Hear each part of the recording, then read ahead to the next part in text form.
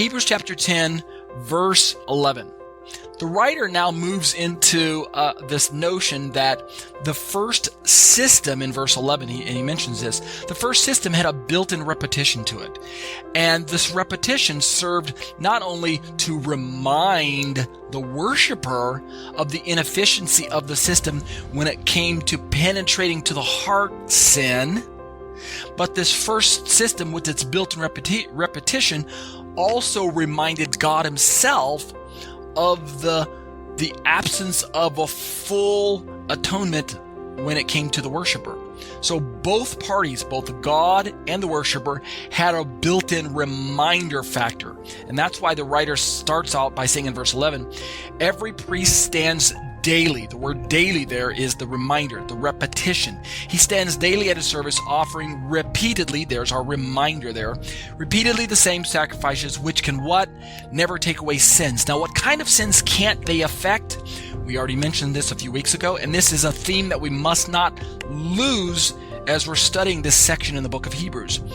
The animal sacrifices were never designed to remove sins of the heart, or to use the language that the writer himself uses, they were never designed to bring the worshiper to the goal of perfecting a cleansing at the conscience level. They were not designed to do that. We read about that earlier. If you look up earlier in this particular chapter, we can see that as well. I think it's right there in the first verse. For since the law, which is related to sacrifices, has but a shadow of the good things to come, which is of course Yeshua's sacrifice, instead of the true form of those realities, the earthly system can never, by the same sacrifices, notice the repetition, that are continually offered year after year, make perfect, right? This teleosai in the Greek, make perfect those who draw near.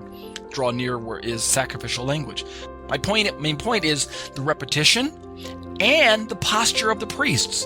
Notice in verse 11 that the priests daily and repeatedly, right? There's the repetition part. That's the frequency. But also notice that they stand. Notice their posture. Why was that?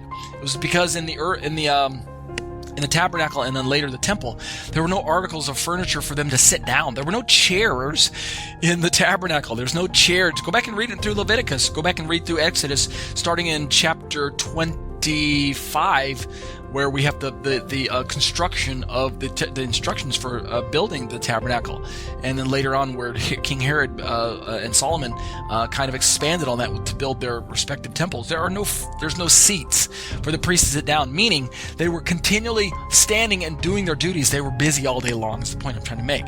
But by comparison, look at verse 12. But when Christ had offered once for all time, Christ had offered for all time a single sacrifice for sins.